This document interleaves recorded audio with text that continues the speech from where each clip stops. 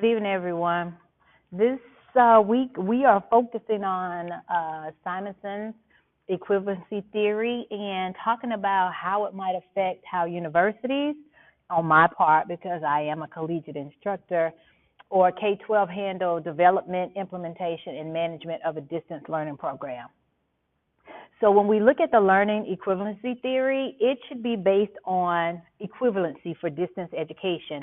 And Simonson says in 1999 that for the distance education to be successful, the learning experience between the distance learners and the local learners should be equivalent, but not necessarily equal. But in essence, the final outcome should lead to improvements in learning outcomes. So he says that Simonson is he says that equivalent is not the same as equal. Learning experiences don't necessarily have to be equal, but they have to be equivalent.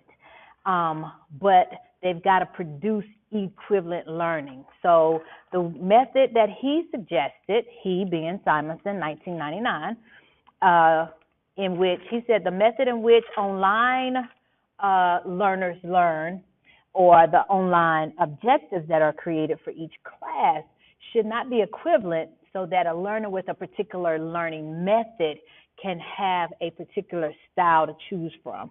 And therefore, the educator can also have that person have multiple means of learning. This is really important because you being in an education or in a distance education program, you may not always know your learners, not like you would know them on ground. So it makes it a little bit more difficult for you as the educator to know what that person's strengths are, what type of learner there are, and how they're going to learn.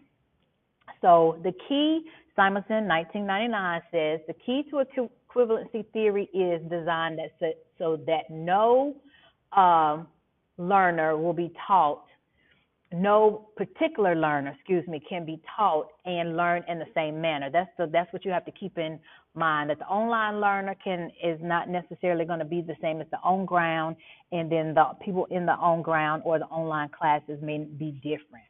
So distance educational, for it to be successful, it needs to focus on equivalent outcomes, but not necessarily equal outcomes.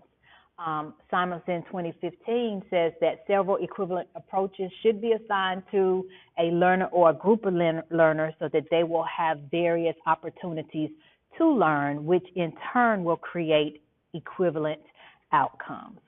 This is my thoughts and my processes, and I believe as distance educational developers of curriculum and instruction, we need to make sure that we have multiple methods for the patient, not patient, I think I'm in the clinic, I'm sorry, multiple methods for our students, I got tongue-tied, to learn so that they have the opportunity to learn in the ways that are best for them.